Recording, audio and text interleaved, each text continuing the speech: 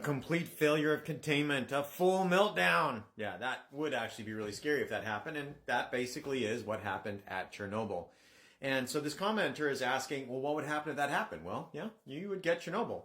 Something to keep in mind is that had they actually owned what happened and did a proper emergency response, told people to shelter in place, and provided potassium iodine pills to the public, then they would have reduced these, say, 4,000 cancers down to many dozens of cancers.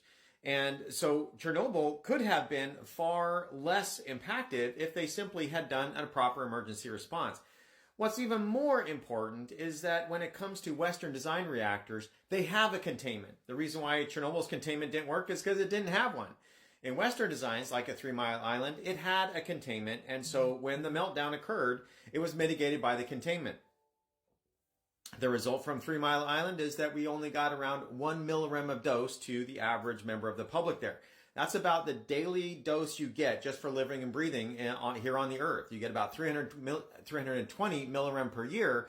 And so 1 millirem, that's basically what you get in a day, just because you're alive. And so a containment is something that prevents that kind of a release.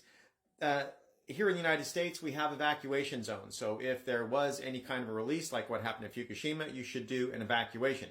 Now, it needs to be far more orderly than what occurred with Fukushima, because the only deaths that occurred from Fukushima were from the panicked evacuation.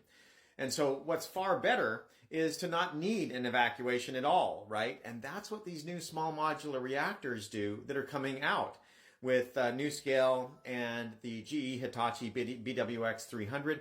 The evacuation zone is in the fence, so that if you did have a full meltdown and you did have a breach of containment, the amount of radioactivity that's released would not require an evacuation outside the facility. And so these newer technology ones, they're just incredibly exciting. But the old ones, they're incredibly safe. 3 Mile Island is a great example. And of course, if we did have another Fukushima, which I don't believe we will, we need to have an orderly evacuation. Because again, the only expected measurable medical effects from Fukushima were from fear. The panicked evacuation is the only observable deaths that scientifically you can say are attributed to Fukushima. And then there's a lot of fear that gives stress-related effects that came after that. So something to keep in mind. Thanks for the question. Have a good day.